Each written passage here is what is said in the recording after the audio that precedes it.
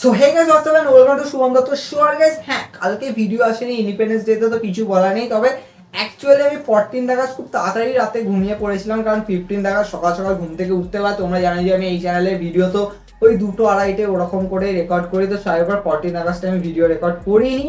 আর হ্যাঁ, কালকে এনজয় করেছি, তোমরা আমার ইনস্টাগ্রাম ফেসবুকে গেলেই দেখতে পেয়ে যাবে। আর প্রচুর প্রচুর আর্ট ওয়ার্কও করেছি, তো সেগুলোও তোমরা দেখতে পারো। বাট এনিওয়ে গাইস, আজকে আমরা যেটাকে নিয়ে ডিসকাশন করতে চলেছি, সত্যি বলতে গেলে মানে একদম পুরো তোলপাড় করে দিয়েছে, মানে পুরো রেসলিং কমিউনিটিকে। তো মানে সত্যি ভাবা যায়, মানে আমরা সবাই মানে জানি যে রাসেলমেনিয়া, সামার স্ল্যাম এরা হাইপ ক্রিয়েট করে, কিন্তু ক্ল্যাশ অ্যাট দি ক্যাসেল সব থেকে বেশি হাইপ ক্রিয়েট করেছে। আর এর রিগার্ডিং যে সমস্ত রিপোর্ট আছে সেগুলো তো মানে শুনে মানে আমার পুরো মাথা আত্মারাম খাচ্ছে জানা হয়ে গেছে। তো দেয়ার নো ডাউট, সত্যি বলতে গেলে প্রত্যেকটা ফিউড থান্ডারাস আছে। যদি তোমরা ওমেন্স ডিভিশন থেকে দেখো তাহলে অবভিয়াসলি বিয়াঙ্কা বেলার, আলেক্সা ব্লিস, আস্কার যে ফিউডটা ক্রিয়েট হয়েছে কন্ট্রোলের এগেইনস্টে, সত্যি বলতে গেলে থান্ডারাস ব্যাপার। ইভেন এই ম্যাচটাকে সত্যি মানে প্রচুর রিপোর্ট এটা আসছে যে নাকি এই ম্যাচটাকে যদি ওয়ার গেমে কনভার্ট করে তাহলে তোমরা ভাবতে পারছো কতটা ক্রেজিয়েস্ট হবে। অবভিয়াসলি গাইস ওয়ার গেমে কিন্তু কনভার্ট করতেই পারে, কারণ তোমরা ব্যাক টু ব্যাক দুটো রতে দেখেছো যে কিরকম ভাবে ব্রাউল চলেছে। তো সেক্ষেত্রে আমার মনে হয় যে হতেই পারে এটা গাইস এক্সট্রিম দিকে গেল। অবভিয়াসলি তোমরা জানো যে এনএক্সটি এর মধ্যে ওয়ার গেম হয়, কিন্তু যদি মেইন রস্টারে ওয়ার গেম আসে আর যদি ওমেন্স ডিভিশন থেকে আসে তাহলে আমার মনে হয় যে ট্রিপল এইচ বেস্ট থিংটা করেছে। কারণ অবভিয়াসলি ট্রিপল এইচ এখন ওমেন্স ডিভিশনকে যথেষ্ট বেশি আগে রাখছে। ইভেন স্ম্যাকডাউনের ওপেনিং ম্যাচ ওমেন্স ডিভিশন থেকে হয়েছে, অ্যান্ড রতেও দেখেছো যে ওপেনিং প্রোমো ওমেন্স ডিভিশন থেকে হয়েছে। অবভিয়াসলি কন্ট্রোল করেছিল লাস্ট রতে।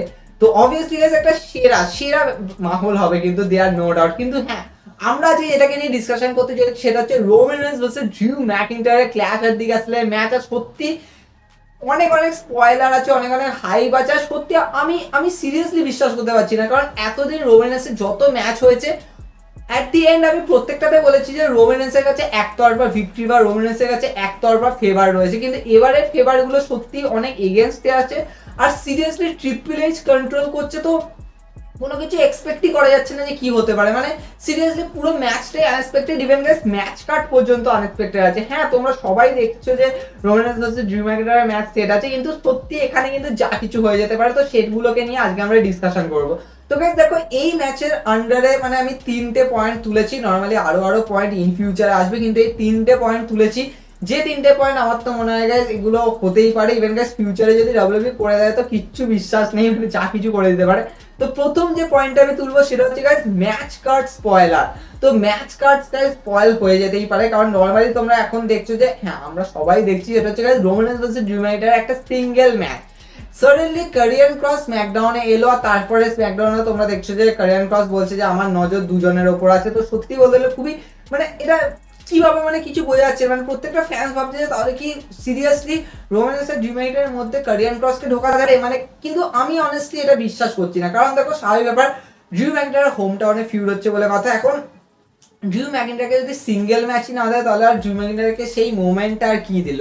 তাই জন্য আমার মনে হয় না যে যা হয় হয়ে যাক, ড্রিউ ম্যাকিন্টায়ারকে কোনোভাবে কোনো মানে এই ম্যাচের মধ্যে কোনো তোলপাড় কিছু করবে না। এটাকে সিঙ্গেল ম্যাচ তো সিঙ্গেল ম্যাচই রাখবে। আর হ্যাঁ, এই ম্যাচকে নিয়ে যেভাবে হাইপ ক্রিয়েট হয়েছে সেক্ষেত্রে আমার মনে হয় না যে এখানে কারিয়ান ক্রসকে ঢোকাবে। দেখো কারিয়ান ক্রসকে ঢোকানো একটা কারণ তো থাকবে, কিন্তু আমার মনে হয় না যে এইভাবে স্পয়েল করবে, কারণ রোমান রেন্স একটা পারফেক্ট অপোনেন্ট ড্রিউ ম্যাকিন্টায়ারের হোম টাউনের ক্ষেত্রে। এখন সাডেনলি এখানে আরেকটা সুপারস্টারকে ঢুকিয়ে একটা ট্রিপল থ্রেট ম্যাচ বানিয়ে দিয়ে মানে জিনিসটা মানে ওরকম ফ্লেভার পাবে না, যেটা মানে সবাই চাইছে। সবাই দেখো আমরা প্রত্যেকে জানি যে এটা সার্ভাইভার সিরিজে যেটা চ্যাম্পিয়ন ভার্সেস চ্যাম্পিয়নের ফিউড হয়েছিল, ড্রিউ ম্যাকিন্টায়ার একটা ওই টাইমে যথেষ্ট বেশি আপ হয়েছিল, মানে আপ কি মানে সুপার আপ যাকে বলতে গেলে।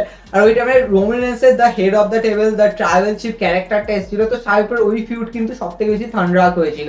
কিন্তু পসিবলি ওর একটা রিম্যাচ তো অবভিয়াসলি দরকার। আমরা চেয়েছিলাম যে হ্যাঁ আবার একটা ফিউড হোক, তো সেটা ফাইনালি ক্ল্যাশ এর দিকে আসে ড্রিউ ম্যাকিন্টায়ার হোম টাউনে হচ্ছে বলে কথা। তো সেক্ষেত্রে যদি ম্যাচই যদি মানে ওরকম ভাবে না হয় তাহলে সত্যি বলতে গেলে ফ্যান্সরা স্পয়েল হবে। তাই জন্য আমার মনে হয় যে ম্যাচ কার্ডে স্পয়েল হবে বলে।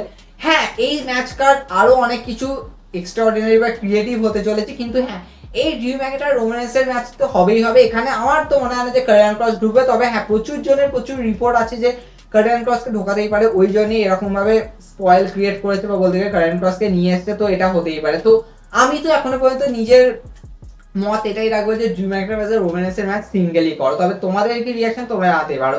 এরপরে যেটাকে নিয়ে কথা বলবো সেই পয়েন্টটা হচ্ছে guys money in the bank cache. Normally তোমরা দেখেছো সামার স্ল্যামের মধ্যে মানি ইন দ্য ব্যাংক ক্যাশে হতেও হলো না, যাকে বলতে গেলে অস্টিন থেরি করতে পারেনি, ব্রক লেসনারের কাছে ধুয়ে গেছে, কিছু বলার নেই।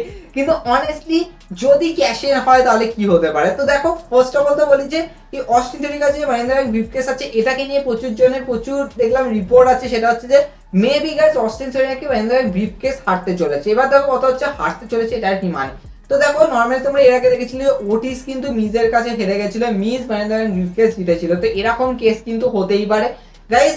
এই কেসটা মানে হয় যদি তাহলে মানে সব থেকে বেশি শকার হবে, মানে দেয়ার নো ডাউট, সিরিয়াসলি সব থেকে বেশি আমরা শক হবো। কিন্তু হ্যাঁ অস্টিন থেরি যেরকম ভাবে পুষে এগোচ্ছিল সাডেনলি ব্রিফকেস নিয়ে নেওয়া, তারপরে অস্টিন থেরি কোথায় যাবে, কোন পুষে নিয়ে যাবে, সেটা সব থেকে বেশি সারপ্রাইজিং হবে ট্রিপল এইচ কি আমাদের দিতে চলেছে। কারণ এখন আমরা অস্টিন থেরিকে যেরকম ভাবে দেখছি obviously guys top future star হিসেবে কিন্তু অস্টিন থেরিকে কিন্তু ধরা হচ্ছে। তো সেক্ষেত্রে যদি সাডেনলি ব্রিফকেসই চলে যায় তো কিছু বলার নেই। কিন্তু হ্যাঁ মানে এই যে অস্টিন থেরি আর ডলফ জিগলারের যে ফিউডটা যে চলছে, তো এটার কিছু না কিছু তো একটা মানে তো থাকবেই। তো এখনো পর্যন্ত আমরা কিন্তু অস্টিন থেরি আর ডলফ জিগলার কিন্তু মেন রস্টারে কিন্তু কোনো বড় ম্যাচ দেখিনি। তো তাই জন্য আমার মনে হয় যে এটাকে হয়তো বড় ম্যাচ করার জন্য হয়তো মানি ইন দ্য ব্যাংক ব্রিফকেসকে অন দ্য লাইন রাখলো, আর সেখান দিয়ে guys money in the bank ব্রিফকেসকে হয়তো ক্যাশ ইন করালো গাইস ক্ল্যাশ এট দি ক্যাসেলে। কারণ ক্ল্যাশ এট দি ক্যাসেলে হয়তো একটা বড় প্রিমিয়াম লাইভ ইভেন্ট করানোর চক্করে হয়তো এই জিনিসটা করতেই পারে। সত্যি বলতে গেলে থান্ডারাস হবে, কারণ এটার ক্ষেত্রেও হতে পারে গাইস আমি এর পরের যে পয়েন্টটা তুলবো সেটাতে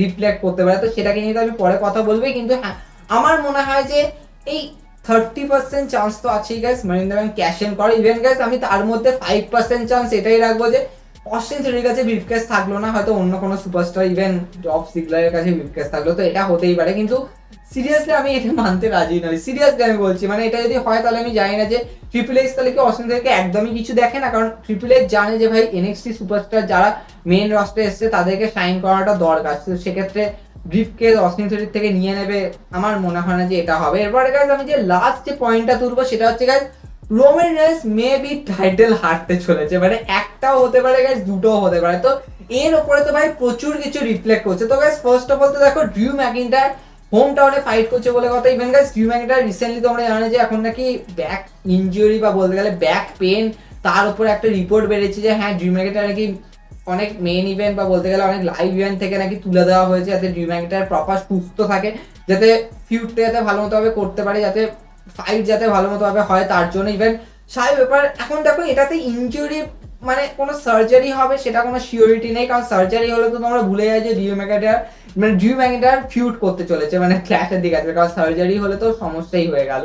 কিন্তু হ্যাঁ পসিবলি এটা নাও হতে পারে গাইস, সিম্পল একটুখানি পেন, তার কারণে হয়তো এটাকে হয়তো কিছুভাবে রিকভার করলো, তার জন্য হয়তো এখন ড্রিউ ম্যাকিন্টায়ারকে অত বেশি ম্যাচ দিচ্ছে না। তো এটা হতেও পারে, কিন্তু পসিবলি গাইস দেখো আমার তো মনে হয় যে ভাই ড্রিউ ম্যাকিন্টায়ার ভিক্টরি তুলবে, যা হয় হয়ে যায় গাইস। ড্রিউ ম্যাকিন্টায়ার এটাও হতে পারে গাইস দুটো টাইটেল জিতলো, তারপরে গাইস রতে এসে হয়তো ইউনিভার্সাল টাইটেলকে রিলিঙ্কুইশ করে দিল, অথবা গাইস স্ম্যাকডাউনে এসে রিলিঙ্কুইশ করলো। যেমন তোমরা দেখেছিলে যে কেথ লি যখন এনএক্সটি চ্যাম্পিয়ন আর হয়েছিল নর্থ আমেরিকান চ্যাম্পিয়ন হয়েছিল, তখন একটা বেল রিলিঙ্কুইশ করেছিল নর্থ আমেরিকান টাইটেলকে। তো সেরকম কিন্তু এখানে হতেই পারে। অ্যান্ড ডাব্লিউডাব্লিউ চ্যাম্পিয়নশিপকে নিয়ে গাইস ড্রিউ ম্যাকিন্টায়ার রতে ব্যাক করলো, তো সেটাও গাইস থান্ডারাস হবে। আর সাহেব রতে একটা টাইটেল দরকার, কারণ ইউএসএ নেটওয়ার্ক আলাদাই প্রেশার দিচ্ছে, কিছু বলার নেই। তো এটা কিন্তু হতেই পারে। তো সেক্ষেত্রে আমার মনে হয় যে হ্যাঁ রোমান রেন্সের কাছ থেকে টাইটেল নাও, সেক্ষেত্রে এরকম ভাবে টাইটেলকে সেপারেট করো, সেক্ষেত্রে তোমাদের দুদিকই ভালো, দেয়ার নো ডাউট। কিন্তু হ্যাঁ এরপরে রোমান রেন্সে কি হতে চলেছে তো সেটাকে নিয়ে আমরা তখন ডিসকাশন করবো, যখন ক্ল্যাশের দিকে আসে রেজাল্ট বেরিয়ে যাবে তখন।